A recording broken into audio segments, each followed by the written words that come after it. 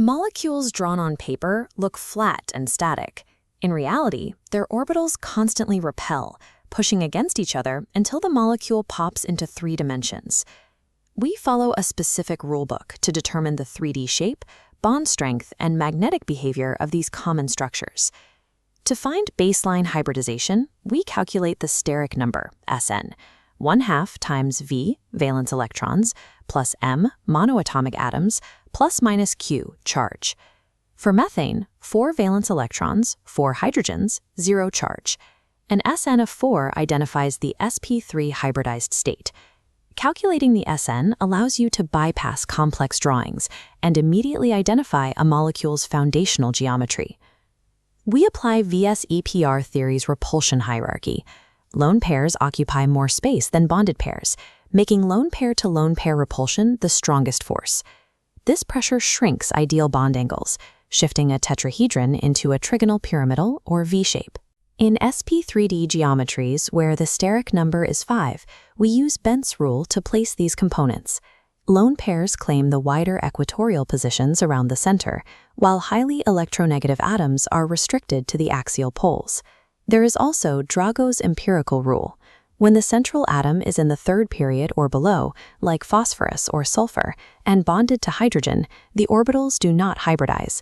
The molecule stays in its unmixed state, resulting in bond angles of approximately 90 degrees.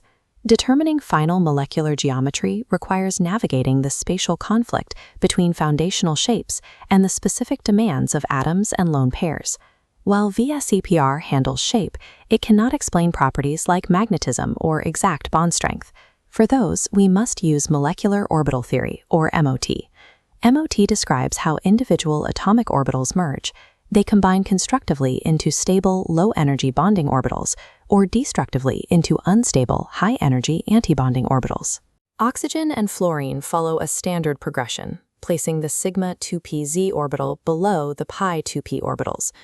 But for lighter elements like nitrogen, orbital mixing pushes the sigma 2pz orbital higher, flipping the expected sequence. Neglecting this sequence flip leads to incorrect conclusions about the stability and magnetism of these lighter diatomic molecules. Now try this yourself. Pause the video and use the MOT framework to calculate the bond order and magnetism for the F2- ion. We solve this by placing all 15 valence electrons into the energy levels from the bottom up, filling the lower bonding orbitals first. Using the bond order formula, bonding electrons minus antibonding electrons divided by 2, we get 0.5. At the top of the diagram, 1 electron remains unpaired.